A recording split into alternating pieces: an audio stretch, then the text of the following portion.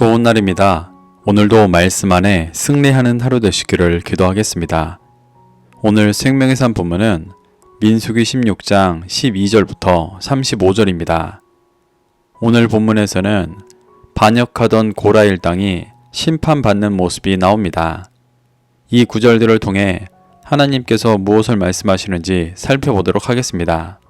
12절부터 14절입니다. 모세가 엘리압의 아들 다단과 아비람을 부르러 사람을 보냈더니 그들이 이르되 우리는 올라가지 않겠노라. 네가 우리를 젖과 꿀이 흐르는 땅에서 이끌어내어 광야에서 죽이려 함이 어찌 작은 일이기에 오히려 스스로 우리 위에 왕이 되려 하느냐. 이뿐 아니라 네가 우리를 젖과 꿀이 흐르는 땅으로 인도하여 들이지도 아니하고 밭도 포도원도 우리에게 기업으로 주지 아니하니 네가 이 사람들의 눈을 빼려느냐. 우리는 올라가지 아니하겠노라. 어제 본문에서 고라 일당들은 자신들도 하나님께 직접 들을 수 있으니 모세와 아론에게 스스로 높이지 말라고 말했었습니다. 그러자 하나님은 하나님 앞에 향로에 불을 담고 향을 둔 채 있으면 누가 진짜 택함 받은 거룩한 자인지 알게 하실 것이라고 말씀하셨습니다. 그래서 모세는 고라 일당들에게 향로를 가지고 모이라고 말했습니다. 그 중에 르우벤 지파인 엘리압의 아들 다단과 아비람을 부르러 사람을 보냈는데 그들은 향로를 들고 여호와께 올라가기를 거부하고 있는 것입니다. 그러며 그 이유로 모세가 스스로 왕이 되어 자신들을 가나안에서 이끌어내어 광야에서 죽이려 하기 때문이라고 주장하고 있습니다. 이는 현실과 매우 다른 왜곡된 시각이었습니다. 모세는 누구보다 간절히 이스라엘이 가나안에 들어가기를 원했었지만 그들 스스로가 가나안 정탐 후 두려워하며 애굽으로 돌아가려 했었기 때문에 가나안에 들어가지 못했었습니다. 그런데도 이들이 모세를 원망하고 있는 이유는 하나님께서 광야에서 40년간 방황하게 하실 것이라 말씀하신 후 이스라엘이 뒤늦게 후회하고 가나안을 치러 갈 때 모세가 축복하지 않고 말렸기 때문입니다. 이들은 자신의 죄를 돌아보고 회개하기보다 모세가 돕지 않았기 때문에 가나안에 들어가지 못하고 40년간 광야에서 방황하고 있다고 왜곡하며 원망하고 있는 것입니다. 14절에서 눈을 빼려 하느냐라는 표현은 보지 못하게 하여 잘못된 판단을 하게 한다는 의미입니다. 이들은 스스로 하나님의 뜻을 보지 못하고 육신의 소욕을 쫓아 잘못 판단하고 있으면서도 모세의 잘못된 인도로 인해 잘못된 판단을 하며 광야에서 방황하고 있다고 원망하고 있는 것입니다. 또 이들이 분향을 거절하는 이유는 자신들이 과거 아론의 두 아들 나답과 아비후처럼 잘못된 불을 들여 죽게 될까 두려워했기 때문입니다. 이들은 제사장도 레위인도 아니었음에도 스스로 하나님 앞에 설 수 있다고 주장했었지만 막상 하나님 앞에 서서 죽을 수도 있는 상황이 되자 회피하고 있는 것입니다. 이들은 지금 회피하는 것이 아니라 회개해야 할 때였지만 여전히 자신의 모순을 보지 못하고 회개하지 않으며 모세를 비난하기만 하고 있는 것입니다. 그래서 이들은 결국 분향하지 않고 자신의 장막에서 심판받았습니다. 15절부터 17절입니다. 모세가 심히 노하여 여호와께 여짜오되 주는 그들의 헌물을 돌아보지 마옵소서. 나는 그들의 나귀 한 마리도 빼앗지 아니하였고 그들 중에 한 사람도 해하지 아니하였나이다 하고 이에 모세가 고라에게 이르되 너와 너의 온 무리는 아론과 함께 내일 여호와 앞에 나아오되 너희는 제각기 향로를 들고 그 위에 향을 얹고 각 사람이 그 향로를 여호와 앞으로 가져오라. 향로는 모두 250개라. 너와 아론도 각각 향로를 가지고 올지니라. 모세는 하나님께 그들의 헌물을 돌아보지 말아달라고 간구했습니다. 이는 그들이 진정한 회개 없이 자신들의 왜곡된 육신의 목적을 위해 드리는 헛된 제사를 받지 말아달라는 의미의 간구였습니다. 모세가 그들의 나귀 한 마리도 빼앗지 않았고 한 사람도 해하지 않았다고 말하는 것도 자신을 나쁜 왕으로 몰아가는 그들의 관점이 잘못되었으니 그들의 헛된 제사를 받아서는 안 된다고 기도하는 것이었습니다. 모세가 이러한 기도를 드린 이유는 개인적으로 화나서라기보다 이스라엘이 이에 선동되어 헛된 제사만 드리는 형식적인 제사장 나라가 되지 않고 진정으로 회개의 제사를 드리며 가나안으로 들어갈 수 있는 중심이 세워져야 했기 때문이었습니다. 그래서 모세는 왜곡된 관점을 가지고 있는 고라 일당 250명 모두가 향로를 가지고 하나님 앞에 나와 하나님께서 아론과 그들 중 누구를 진짜 거룩하다 하실지 보라고 강권하였습니다. 18절부터 19절입니다. 그들이 제각기 향로를 가져다가 불을 담고 향을 그 위에 얹고 모세와 아론과 더불어 회막문에 서니라. 고라가 온 회중을 회막문에 모아놓고 그 두 사람을 대적하려 하매 여호와의 영광이 온 회중에게 나타나시니라. 모세의 강권의 고라 일당은 제각기 향로를 가져다가 불을 담고 향을 그 위에 얹어 회막문에 섰습니다. 이때 고라 일당은 함께 모세와 아론에게 대적하기 위해 이스라엘 온 회중을 선동하여 모이게 했습니다. 그들은 자신들이 광야에서 고난받고 있는 이유가 모세와 아론이 스스로 왕이 되어 잘못 인도했기 때문이라고 선동하여 이스라엘 전체가 죄를 범하게 하고 있는 것입니다. 20절부터 22절입니다. 여호와께서 모세와 아론에게 말씀하여 이르시되 너희는 이 회중에게서 떠나라. 내가 순식간에 그들을 멸하려 하노라. 그 두 사람이 엎드려 이르되 하나님이여 모든 육체의 생명의 하나님이여 한 사람이 범죄하였거늘 온 회중에게 진노하시나이까. 하나님은 또다시 선동되어 자신의 죄를 회개하기보다 모세와 아론을 원망하려는 이스라엘 온 회중을 벌하시기 위해 모세와 아론에게 회중에게서 떠나라고 말씀하셨습니다.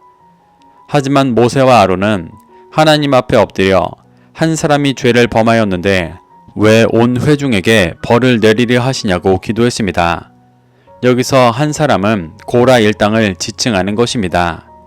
모세는 또다시 선동되어 자신을 원망하려는 이스라엘 백성들을 품으며 그들은 진멸할 대상이 아니라 다시 가르치고 연단하여 제사장 나라의 백성으로 세울 존재라고 말하는 것입니다. 이는 앞서 하나님께서 두 번이나 이스라엘을 멸하겠다고 하셨을 때와 동일하게 모세와 아론의 중심을 시험하시는 것이고 이 두 명의 의인으로 인해 이스라엘이 다시 구원의 기회를 얻게 되는 모습을 보여주시는 것입니다. 23절부터 27절입니다. 여호와께서 모세에게 말씀하여 이르시되 회중에게 명령하여 이르기를 너희는 고라와 다단과 아비람의 장막 사방에서 떠나라 하라. 모세가 일어나 다단과 아비람에게로 가니 이스라엘 장로들이 따랐더라. 모세가 회중에게 말하여 이르되 이 악인들의 장막에서 떠나고 그들의 물건은 아무것도 만지지 말라. 그들의 모든 죄 중에서 너희도 멸망할까 두려워하노라 하매 무리가 고라와 다단과 아비람의 장막 사방을 떠나고 다단과 아비람은 그들의 처자와 유아들과 함께 나와서 자기 장막문에 선지라. 하나님은 이스라엘의 두 명의 의인 모세와 아론의 기도로 인해 이스라엘의 온 회중에게 다시 연단되어 제사장 나라 백성이 될 수 있는 기회를 은혜로 주셨습니다. 그래서 모세를 통해 온 회중이 그들의 죄에 동참해 멸망당하지 않도록 고라 일당의 어떤 물건도 만지지 말고 그들의 장막에서 떠나게 하셨습니다. 그러자 이스라엘의 온 회중은 그 말씀에 순종해 고라 일당의 장막에서 떠났습니다. 이는 회중들이 고라 일당들에게 선동되어 모세와 아론을 비난하기 위해 모였지만 모세의 명령에 다시 마음을 돌이켜 죄에서 떠나는 모습을 보여주는 것입니다. 이스라엘은 이렇게 육신의 소욕을 조금씩 깨트리며 연단되어지고 있었습니다. 28절부터 30절입니다. 모세가 이르되 여호와께서 나를 보내사 이 모든 일을 행하게 하신 것이요 나의 임의로 함이 아닌 줄을 이 일로 말미암아 알리라. 곧 이 사람들의 죽음이 모든 사람과 같고 그들이 당하는 벌이 모든 사람이 당하는 벌과 같으면 하나님께서 나를 보내심이 아니거니와 만일 여호와께서 새 일을 행하사 땅이 입을 열어 이 사람들과 그들의 모든 소유물을 삼켜 산채로 스올에 빠지게 하시면 이 사람들이 과연 여호와를 멸시한 것인 줄을 너희가 알리라. 이스라엘 백성들이 모세의 말을 듣고 고라 일당의 장막에서 떠나자 모세는 고라 일당이 일반적인 사람들처럼 수명이 다해서 죽거나 일반적인 벌을 받는다면 그들의 주장대로 자신이 스스로를 높여 이스라엘을 임의로 인도하는 자라고 말했습니다. 하지만 하나님께서 땅이 입을 열게 하셔서 고라엘 땅과 그들의 모든 소유물을 삼켜 산채로 스올에 빠지게 하시는 새 일을 행하신다면 자신이 임의로 행하는 것이 아니라 고라엘 땅이 하나님을 멸시한 것이고 하나님께서 자신을 보내셔서 이스라엘을 광야로 인도하신 증거가 될 것이라고 말했습니다.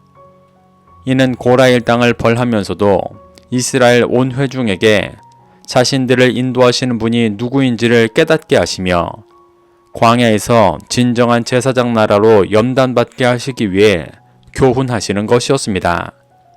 31절부터 35절입니다. 그가 이 모든 말을 마치자마자 그들이 섰던 땅바닥이 갈라지니라. 땅이 그 입을 열어 그들과 그들의 집과 고라에게 속한 모든 사람과 그들의 재물을 삼키매 그들이 그의 모든 재물이 산채로 스올에 빠지며 땅이 그 위에 덮이니 그들이 회중 가운데서 망하니라. 그 주위에 있는 온 이스라엘이 그들의 부르짖음을 듣고 도망하며 이르되 땅이 우리도 삼킬까 두렵다 하였고 여호와께로부터 불이 나와서 분향하는 250명을 불살랐더라. 모세가 말을 마치자 모세가 말했던 대로 땅이 입을 열어 고라엘 땅과 그들의 집과 그들에게 속한 모든 사람과 그들의 재물이 산채로 삼켜져 스올에 빠졌습니다. 여기서 재물이 산채로 빠졌다는 것으로 보아 재물은 귀금속이 아니라 가축을 의미하는 것을 알 수 있습니다. 이것은 고라엘 땅들이 드리던 형식적이고 불의한 제사의 제물들이었습니다. 하나님은 고라엘 땅이 행하던 모든 불순종의 모습들을 진멸하고 계신 것입니다. 또한 회막 앞에 나와 분향하던 250명 또한 불살라졌습니다. 과거 아론의 두 아들 나답과 아비후가 잘못된 불을 들여 죽었던 것처럼 이들 또한 하나님께서 주신 환난 가운데 회개하고 돌이키기보다 모세와 아론을 비난하면서도 스스로 하나님 앞에 설 수 있다는 교만한 중심을 가지고 하나님께 나아가 죽게 된 것입니다. 이렇게 고라엘 땅이 진멸되어지는 모습을 통해 광야에서 고난받는 중에도 끊임없이 드러나는 이스라엘의 죄악들을 보여주시고 그것들을 진멸하시며 이스라엘을 정결하게 하시고 구원으로 인도하시는 하나님의 은혜 또한 보여주고 계십니다. 우리는 이러한 모습 속에서 교훈받아 우리 안에 죄악을 드러내시고 새롭게 하시는 하나님의 은혜에 반응하여 말씀을 왜곡하며 육신을 쫓던 중심을 회개하고 오직 진리의 말씀을 따라 진정한 제사장 나라요 그리스도인으로서 빛을 비추는 삶을 살아가게 되시기를 축복합니다. 오늘도 이 말씀을 심령에 새겨 승리하는 하루 되시기를 기도하겠습니다.